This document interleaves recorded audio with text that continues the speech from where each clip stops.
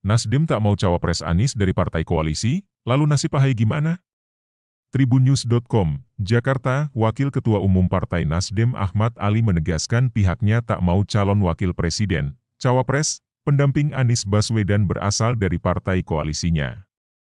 Menurut Ali, koalisi Pilpres tidak akan terbentuk ketika semua mitra koalisinya menyaratkan kadernya jadi cawapres. Karena kalau semua kuat-kuatan, mau menang sendiri, koalisi tidak akan terbentuk, pasti, kata Ali kepada Tribunnews.com, Jumat, 21 Oktober 2022. Ali mencontohkan ketika dalam sebuah koalisi ada 4 partai politik, parpol, yang bergabung lalu menginginkan kadernya menjadi cawapres.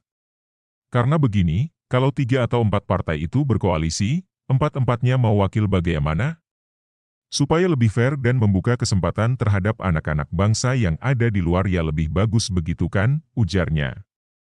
Ia menuturkan dalam sebuah koalisi semua kedudukan parpol harus setara. Iya, itu namanya tidak setara. Jadi kalau ada yang begitu, syarat kadernya jadi cawapres, jangan, ucap Ali.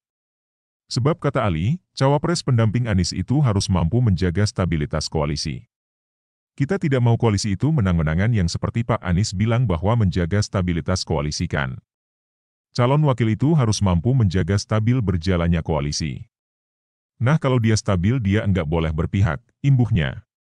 Sebelumnya, Partai Demokrat menyebut, kriteria cawapres yang diungkapkan Anies sudah ada dalam sosok Agus Harimurti Yudhoyono, AHY, sebagai ketum Demokrat. Kriterianya seperti yang disampaikan Pak Anies itu. Pada kriteria itu, AHY memenuhi syarat, kata Kepala Badan Komunikasi Strategis DPP Partai Demokrat Herzaki Mahendra Putra dalam keterangannya, Rabu, 19 Oktober 2022. Dikatakan Herzaki, AHY memenuhi syarat punya elektabilitas sebagai pendamping Anies.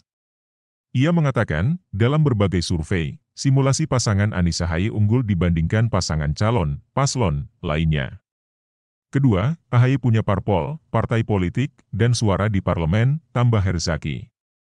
Kemudian yang ketiga, Herzaki menilai bahwa sosok AHY bisa diandalkan sebagai duit tunggal di pemerintahan. Lebih lanjut, AHY juga diklaim memiliki bonus rekam jejak positif selama berkarier baik di militer maupun politik. AHY itu dianggap rakyat pemimpin representasi perubahan, lulusan Harvard dalam bidang public administration, punya latar belakang militer, dan bebas dari korupsi, ujar Herzaki.